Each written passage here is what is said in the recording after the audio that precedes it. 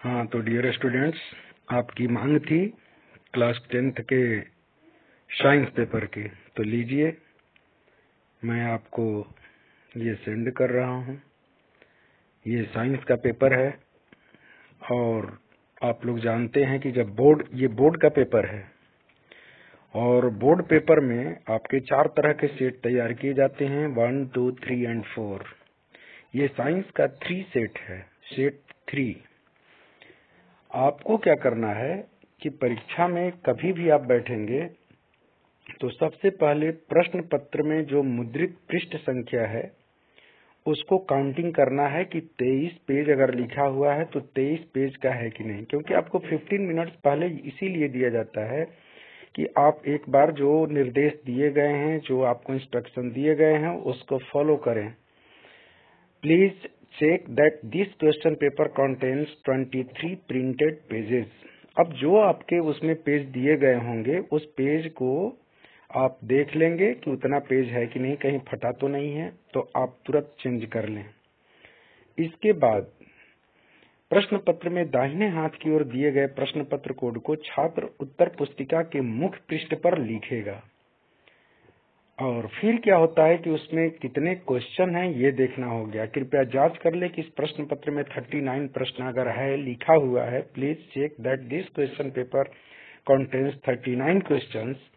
अगर ऐसा दिया हुआ है तो जरूर आप देख लें कि कहीं बीच से कोई पेज ऐसा तो नहीं कि मिसप्रिंट हो या फट गया हो, उसका भी जांच करना जरूरी होता है। Please write down the serial number of the question in the answer book before attempting it.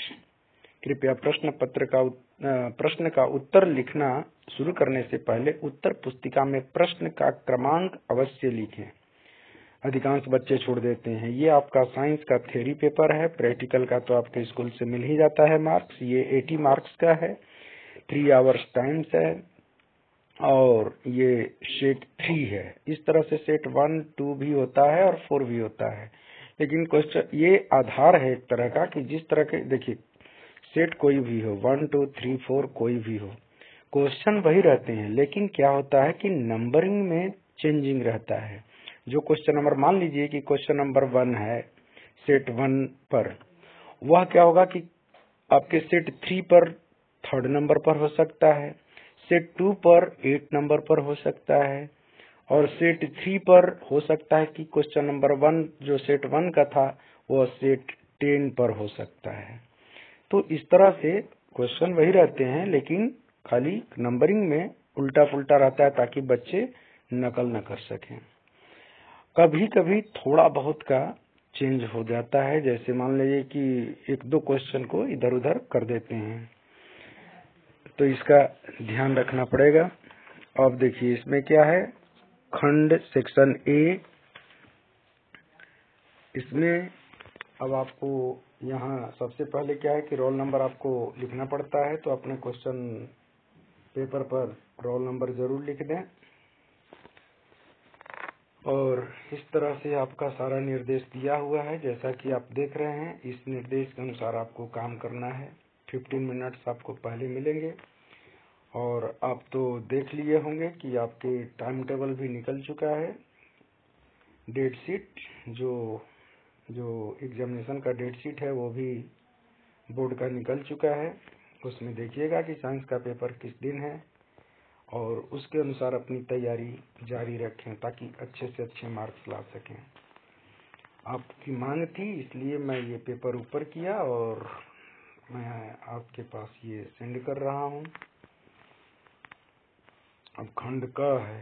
अब खंड क में देखिए, अब इसमें जो जिस तरह का फॉर्मूला दिया हुआ है ये इसमें देखिए इसमें एक सबसे बड़ी विशेषता है कि हिंदी में क्वेश्चन जो रहते हैं वो इंग्लिश में भी होते हैं। अगर मान लीजिए कि आपको लगता है कि ये पेपर इंग्लिश में हम नहीं समझ पाएंगे तो हिंदी भी पढ़ लें, या हिंदी में आपको कठिनाई होती है तो इंग्लिश में पढ़ लें। इससे क्या होता है कि उस क्वेश्चन का आंसर समझ में आ जाता है। कभी कभी बच्चे उस हिंदी वर्जन को देखते भी नहीं या हिंदी वाले इंग्लिश वर्जन को नहीं देखते, जिसके चलते उनको दिक्कत होती है। हो सकता है कि एक ही चीज के 2 मीनिंग आपको दिखाई दें और आप कंफ्यूज होकर के छोड़ दें। तो ऐसा न करें, उसमें से हिंदी और इंग्लिश दोनों को आपको देखते रहना है। इस तरह से इसमें देखिए कहीं कहीं इसमें टिक लगाया हुआ है, लेकिन उस टिक पर भरोसा मत कीजिएगा, क्योंकि आप खुद स्टूडेंट हैं, आप खुद तैयारी कर रहे हैं, इसलिए आप अपने हिसाब से देख करके इसका आंसर ढूंढें या अपना चेक करें कि हम कितने मार्क्स तक ला सकते हैं। क्योंकि PT2 होने वाला या आपका ये जो अभी प्री बोर्ड का फर्स्ट एग्जाम हो चुका है, प्री बोर्ड का सेकंड होगा, इसके बाद फाइनल होगा। तो मैं फाइनल का ये पेपर भेजा हूँ, इसको ध्यान से देखना है कि किस तरह के प्रश्न आते हैं। ऐसे ही प्रश्न आपके आते रहेंगे। ये क्वेश्चन नंबर 7 है, सोडियम हाइड्रोक्साइड पर आधारित है। इस तरह से आपके देख रहे हैं ना, ये सब आपको ऑब्जेक्टिव टेस्ट, जो ऑब्जेक्टिव टाइप के जो प्रश्न होते हैं वह उसी तरह का वस्तुनिष्ठ प्रश्न है ये सारे। इसमें फुल मार्क्स आप ला सकते हैं।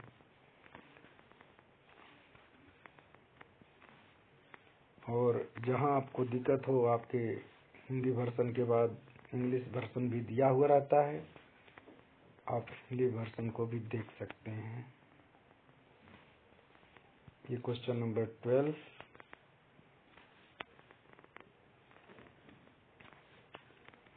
ये देखिए, ये मकड़ी का जाला जैसा लग रहा है, लेकिन बहुत अच्छा क्वेश्चन है। आप लोग ध्यान से इसको करेंगे।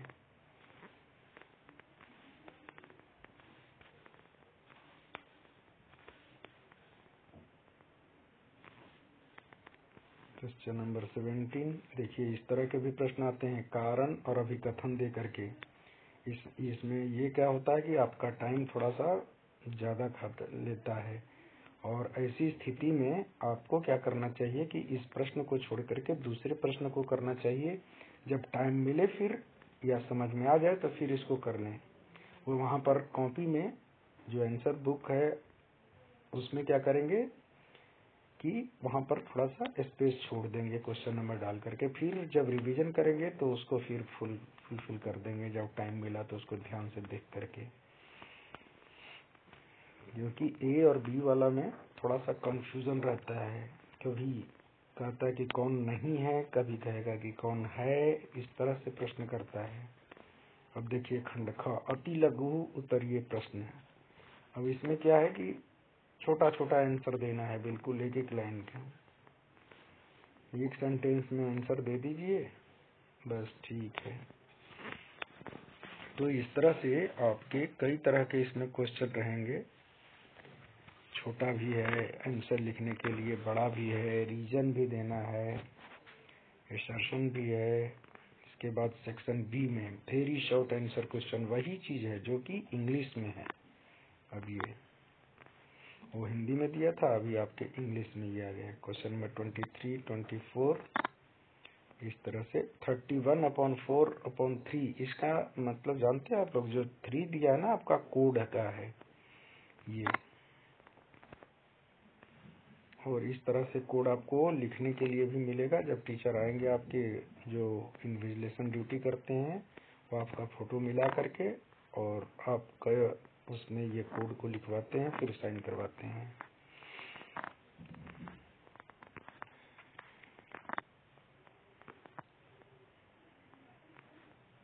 रेज वाला क्वेश्चन है, ये सेक्शन सी में आ गया, शॉर्ट आंसर क्वेश्चन, वही इंग्लिश वर्जन में।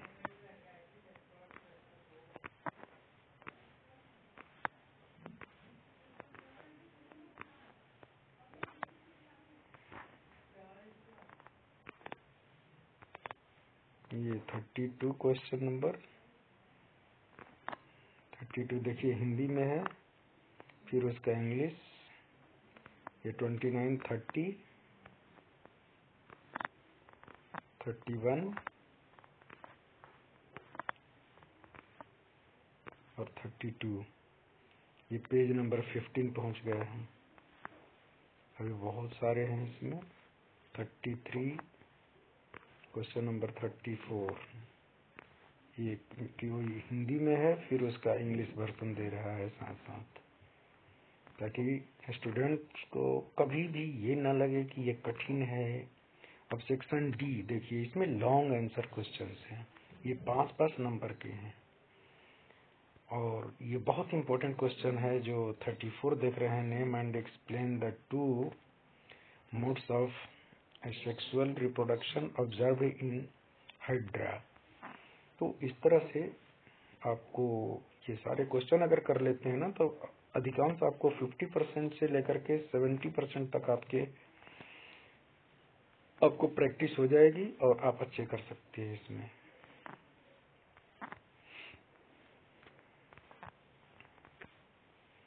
खंड ई,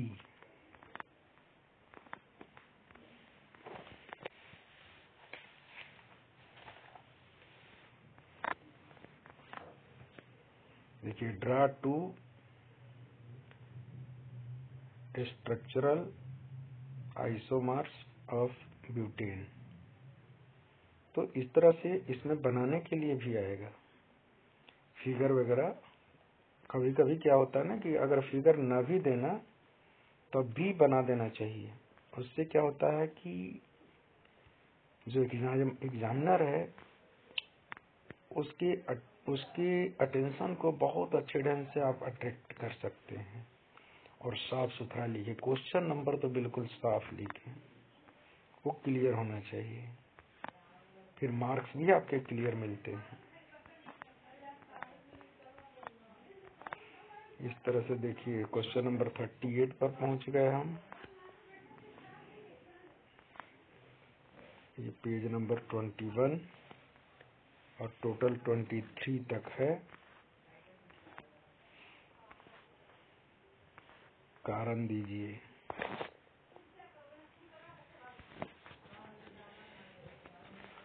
और यहाँ पर देखिए और में भी क्वेश्चन रहते हैं, तो आप ध्यान से पढ़ेंगे तब जाकर के पता चलेगा। देखिए, NaCl है, ये LiCl है, ये CaCl2 है, CaO है, MgCl2 है।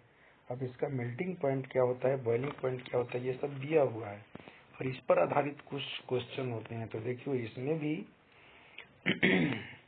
केस बेस्ड क्वेश्चन इस पर भी है। जैसे मैथ में आपको मिलता है ना, उसी तरह से साइंस में भी ये क्वेश्चन मिलते हैं। अब यहाँ पर आपका खत्म हो जा रहा है, ठीक है। तो स्टूडेंट्स, मैं चाहूँगा कि जिस तरह से मैं ये क्वेश्चन भेज रहा हूँ आपके लिए, कोशिश कर करके कहीं कहीं से ला करके और भी क्वेश्चन पेपर मैं भेजूंगा। कल मैं आपको SST का भेजूंगा, ये आज साइंस का भेज रहा हूँ। तो आप देखते रहिए, अपने दोस्तों से सब्सक्राइब जरूर कराइए, आप खुद कीजिए, ताकि मेरा हौसला बढ़ते रहे और आपको इस तरह से मैं पेपर डालते रहूं, ताकि आप और अच्छे से अच्छे मार्क्स ला सकें। चलिए, thank you. Next question paper की तैयारी में, और इसको तब तक सॉल्व करें आज। ओके।